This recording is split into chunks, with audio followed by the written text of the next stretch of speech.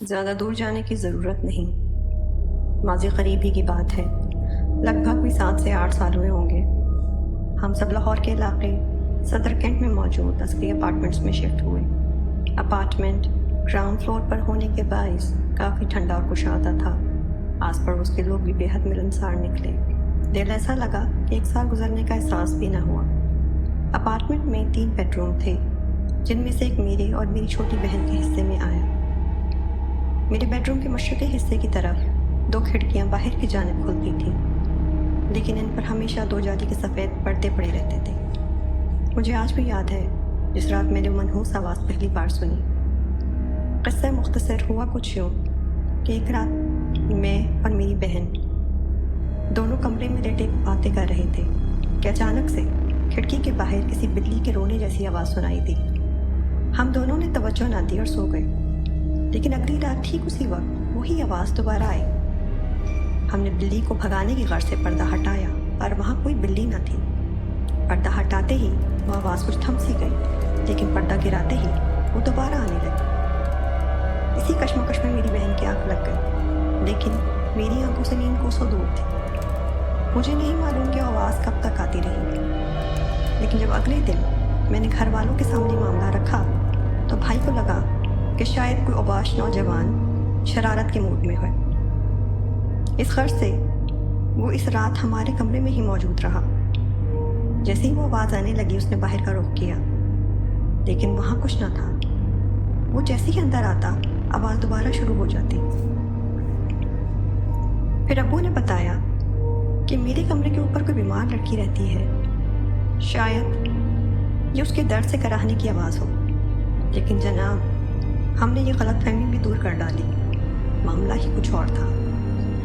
रोज़ रात को आवाज़ देने वाले को खूब खरी खोटी सुनाते और सो जाते, हत्ता कि घर आने वाले मेहमान तक इस आवाज़ से आशना हो चुके थे। एक रात तो हद ही हो गई। मेरी खाला ने खिड़की के करीब बैठकर कुछ पुरानी सूरतों की तिलावत भी की, लेकिन वो ठीक आवाज़ मुसलसल आती रही। एक रात मैं सोने के लिए लेटी। आवाज़ से मानूसियत के बाइस अब नींद ज़रा आराम से आ जाती थी, लेकिन शायद इस आवाज़ का मालिक अपने गैर मामूली होने का सबूत देना चाहता था। मैं अपने अतराफ़ को भुलाकर गहरी सोच में डूबने ही लगी थी कि उस आवाज़ ने दोबारा आना शुरू कर दिया, लेकिन मेरी तवज्जो ना की। पर वो आवाज़ बढ़ते बढ़ते मेरे कान के इतने करीब आ गई कि मुझे लगने लगा कि मेरे कान के पर्दे फट जाएंगे। बहन को अकेला सोता छोड़ मैंने अम्मी अब्बू के कमरे की तरफ दौड़ लगा दी। बेचारी बहन, अब अपनी खुद गर्जी पर दुख होता है, लेकिन उस वक्त अकल ने साथ ना दिया।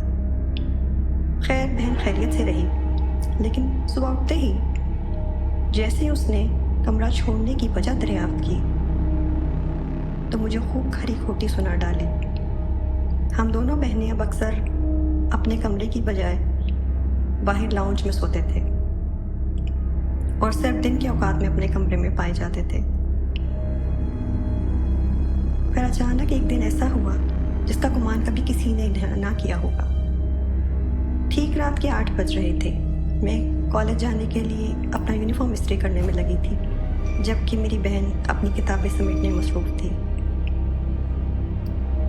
अचानक से वो बिल्ली की आवाज़ एक दराज उम्र गुड़िया में तब्दील हो गई और हमें मुखातिब करते बोली, आजा